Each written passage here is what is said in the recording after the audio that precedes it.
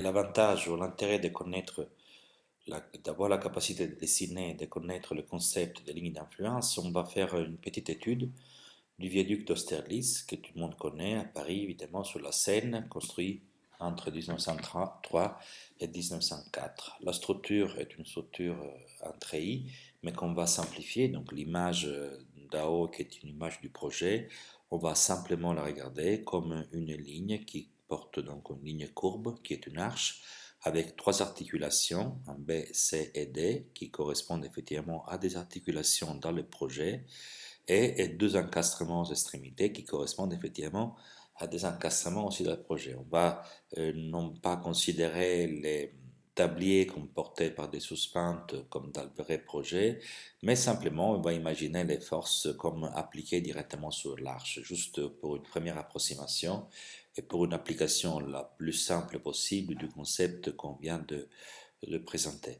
Le problème qu'on va poser, c'est donc quelles sont les zones de l'arche qui sont les plus chargées lorsque le chargement sur les viaducs se dispose d'une manière totalement aléatoire. En réalité, donc un viaduc qui sera chargé normalement par son poids propre, certainement, par les poids des différents équipements euh, permanents qu'il porte, les rails, la chaussée, etc., par des forces qui peuvent être variables, mais sur lesquelles on va pas s'intéresser, desquelles on va pas s'intéresser ici, comme les vents ou la neige, mais surtout par les passages des convois, par les passages des trains, et donc en effet par des distributions de forces qui correspondent aux wagons, qui correspondent à la motrice, et qui se déplacent le long de la, du viaduc, le long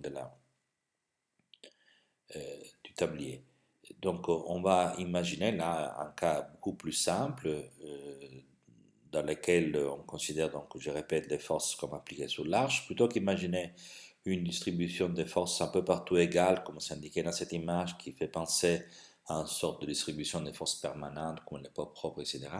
Pensez à une force concentrée qui représenterait les trains. En réalité, le train, il n'est pas vraiment concentré, il a une longueur non négligeable sur les viaducs, mais encore une fois, il s'agit d'une simple application scolaire. Donc imaginez une force unitaire qui se déplace sur cet objet et euh, on veut connaître quel est l'emplacement de cette force, et donc disons entre guillemets du train, qui va générer le plus d'efforts et où. Donc quelle est la zone de la structure qui sera la plus sollicitée et euh, par quel train, par quelle position du train ceci va se produire. Comment je peux placer les trains dans l'endroit qui génère le plus d'efforts, le plus de sollicitations sur la structure. Pour illustrer l'usage des lignes d'influence, j'ai préparé ici une petite animation générée avec le logiciel Mathematica de Wolfram, dans lequel je vais dessiner la ligne d'influence d'une force verticale qui est posée sur la courbe, donc sur l'arche, et qui génère un moment fléchissant dans un point de la structure. Donc je vais tracer la ligne d'influence systématiquement avec l'angle de rupture correspondant au point de calcul qui est un angle unitaire et qui va donc générer toute la suite, tout le reste de la forme par les calculs habituels des centres de rotation. Imaginons par exemple, voilà, de placer les points de calcul, qui est les points indiqués par M, ici. Alors, A est un encastrement, B est une rotule, C est une rotule, D est une rotule et E est un autre encastrement. Nous savons qu'en introduisant une quatrième rotule, on va transformer la structure isostatique en un mécanisme. Dans ce mécanisme, nous avons les corps suivants. Nous avons le corps AB qui est encastré, il ne va pas se déplacer, donc on ne va pas le numéroter. Également pour le corps DE, est encastré, il ne va pas se déplacer, donc on va faire économie de son numéro aussi. Donc on va avoir trois corps, le corps BM, le corps MC et le corps CD. On va indiquer ces corps par 1, 2 et 3 comme d'habitude. Et donc le centre de rotation absolu du corps 1, on va l'indiquer par 1601, il se trouve exactement sur la rotule B.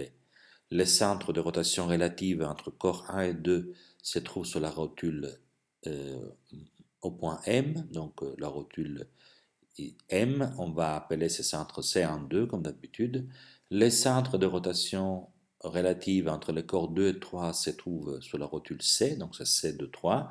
Et les centres de rotation absolue de la rotule, de la partie 3 de la structure, de la partie CD, on va l'appeler C03 et il se trouve au point D. Donc le 0 permet de penser au centre absolu et les doubles chiffres non nuls au centre relatif. Eh bien, il nous reste à déterminer la position du centre C02.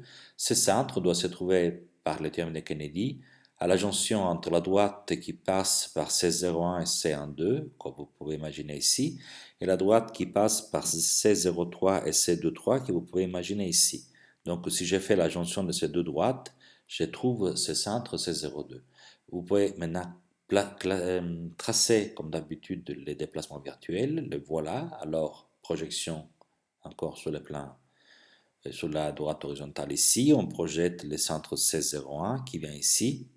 C'est un point fixe. Je peux faire une ouverture quelconque pour l'instant de cette ligne, par exemple comme ça. Dans la projection de C12, on a le point de brisure. Après, on doit joindre la projection de C02 qui est un centre absolu, ne bouge pas, et c'est donc sur la droite qui se trouve. Et voilà donc qu'on obtient cet angle. Après, quand on arrive sur la projection de C23, on a un deuxième point de brisure. Et finalement, on réunit ces points-là avec la projection du point C03, qui est un centre de rotation absolu, ne doit pas se déplacer, et donc il se trouve sur la droite de référence. Voilà donc que la ligne brisée est tracée automatiquement en se donnant ici une ouverture quelconque, avec un petit calcul qui est ici caché. Plutôt que de se donner une ouverture quelconque, on se donne une ouverture telle que l'angle ici, l'angle formé entre cette droite et cette droite vaut 1, et ceci si je place la rotule ici, et si je place la rotule des calculs ailleurs, ailleurs, voilà, je fais toujours en sorte que l'angle formé entre cette droite et cette droite soit égal à l'unité. La ligne que vous voyez se déplacer, donc vous voyez comme le centre C02 se déplace toujours à la jonction des deux lignes selon le théorème de Kennedy, et vous voyez que la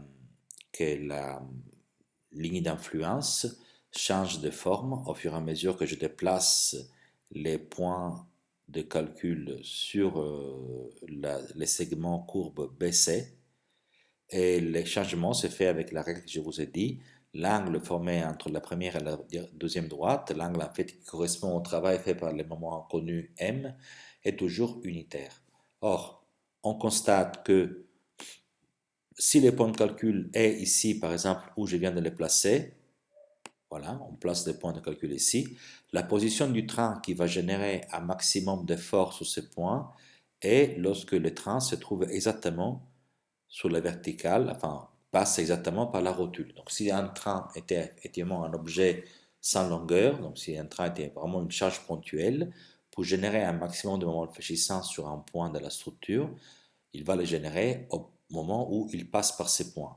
Puisqu'en réalité le train est un élément long, on constate que la contribution positive au moment se trouve ici, alors que lorsque le train se trouve de l'autre côté de ce point, de la projection du point 1602, on a ici des lignes qui remontent, donc cela signifie que s'il y a un poids qui est appuyé, il fait un travail négatif et va donc réduire les moments fléchissants au point M. Donc cela signifie qu'en fait le train génère un moment fléchissant qui augmente à partir du moment qu'il déplace la projection de ces points.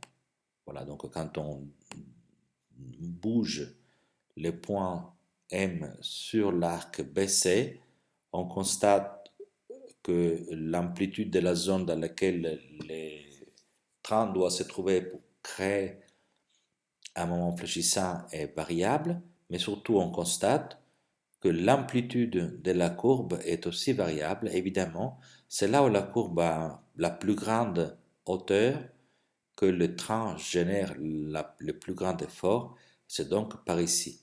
Donc c'est lorsque le train transite par les milieux de la branche BC qui va générer un maximum, donc un train théorique, attention, ponctuel, il va générer un maximum du moment fléchissant exactement sous sa verticale. Lorsque le train a une certaine longueur, donc ce n'est plus un point simplement, plutôt un segment lourd d'une certaine longueur, eh bien alors il va falloir imaginer le train agir sur la zone positive du diagramme, c'est-à-dire celle-ci, et ne pas agir sur la zone négative, parce que si le train agit sur cette zone, alors il va soulager la structure d'un point de vue du calcul du moment au point indiqué. Alors cette image montre ce qui se passe lorsque je place la rotule entre B et C.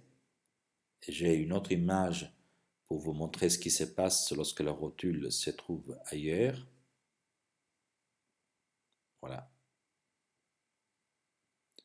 Cette image correspond au mouvement de la rotule entre A et B.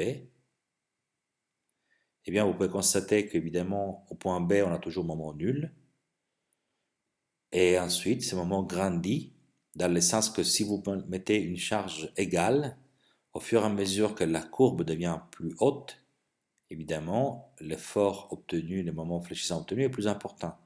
Vous pouvez constater qu'on obtient les moments max sur toute la structure, et ce moment se produit exactement à l'encastrement lorsque le train se trouve sur la rotule B. Donc on avait vu précédemment qu'un point qui est très fortement chargé, enfin, par rapport plus fortement chargé que les autres, est les points du milieu entre B et C, et que ce chargement maximal se produit lorsque le train passe grosso modo à la moitié de l'arc BC. Et puis on a trouvé ici un deuxième point de charge maximale et donc de sollicitation maximale plus important que les précédents parce que la courbe est plus haute, et ce point est l'encastrement, et on a constaté aussi que l'effort maximal, le moment fléchissant maximal à l'encastrement se produit exactement lorsque le train transite par les points B. Donc je rappelle encore une fois, une première zone de moment maximal au milieu entre B et C, et une deuxième zone de moment maximal plus important à l'encastrement. Si vous allez regarder la, la forme de ce pont, vous pouvez constater qu'en effet, la poutre qui est réalisée comme un treillis, voici la première rotule, voici la rotule du milieu. La poutre grandit, se grossit, son épaisseur augmente à mi-chemin entre la rotule de la base et la rotule du sommet, et puis elle augmente aussi en correspondance de l'encastrement.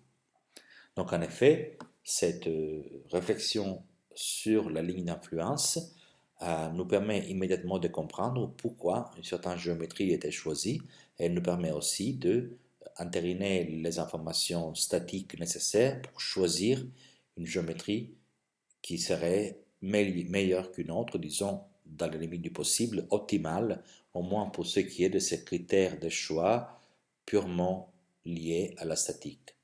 Attention, bien sûr, en architecture, les critères sont toujours multiples.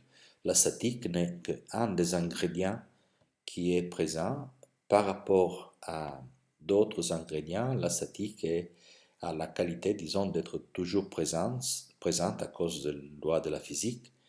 Et pour cette raison, elle a été longuement étudiée, et ceci a produit un certain nombre de résultats déjà disponibles qu'il est intéressant de comprendre pour savoir les utiliser.